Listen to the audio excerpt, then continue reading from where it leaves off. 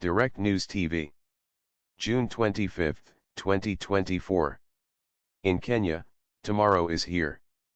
Protests have returned to the streets of Kenya's towns and cities, as the country gets to the latest stage of the slow-motion revolution it has been undergoing for over 40 years. Animated by anger over the state's arrogance, corruption, and long-running neglect of their needs as currently manifested in its tax proposals, a new generation has taken up the fight, and it is glorious to behold. 2 years ago, the same Kenyan youths were derided as disengaged for failing to register as voters and to turn up for the general election. "It's a huge dent in democracy," wailed one analyst. Yet far from being disengaged, the young are demonstrating that what they reject are what I described at the time as the political rituals of their parents, the formalist ways of democratic participation that their elders valorize but that have consistently failed to deliver on their promise. They are opting for other, more effective modes of engagement with governance in the years in between elections. This is not new.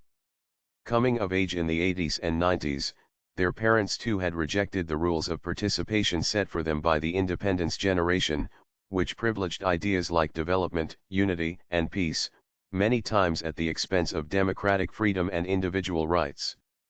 They developed new ways to engage with an oppressive regime and overbearing state.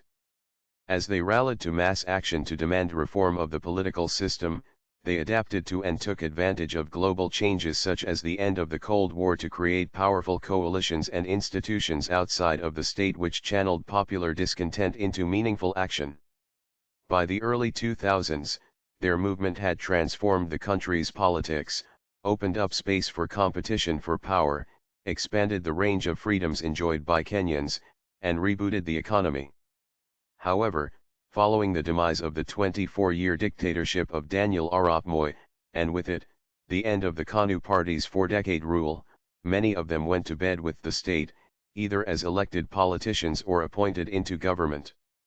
Civil society organizations, which had been a bedrock of the anti-Moi agitation, were effectively decapitated.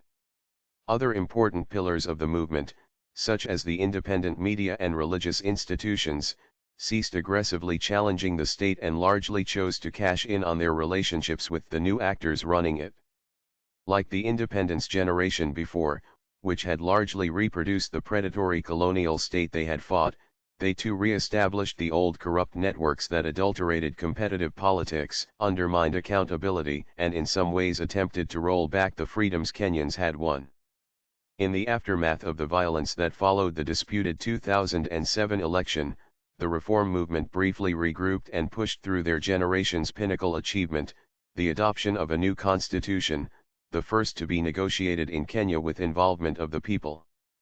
The current youngsters have grown up in the world their parents built and have taken for granted many of the things their elders saw as achievements.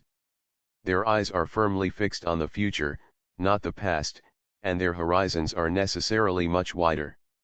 They are also utilizing the tools of the moment, the internet, digital technologies, social media, in ways that confound and subvert the existing order to organize and give effect to their political action.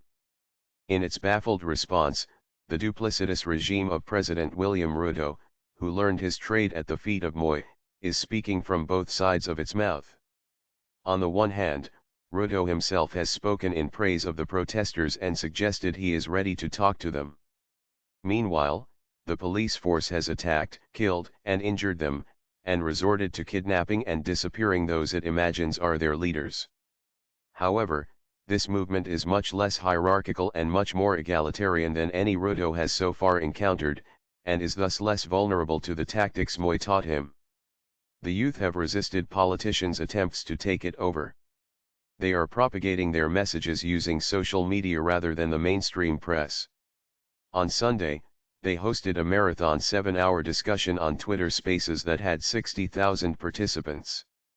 They use online platforms to plan, fundraise, and organize medical teams and blood donation drives for injured comrades. The old fogies who had dismissed them as irrelevant armchair activists just 2 years ago are struggling to catch up, but the train has left the station. The young are not interested in the frameworks that have been used by journalists and politicians in the past to manipulate their parents, manage expectations, and subvert outcomes. Doubtless they will make mistakes and may even, in some aspects, regress into the ways of their elders. Regardless, we are all living in their world now. They were once called the leaders of tomorrow. Tomorrow is here. My name is Kingsley. Please like, share, subscribe and hit that notification bell so you can be the first to be notified whenever we post. You won't regret it.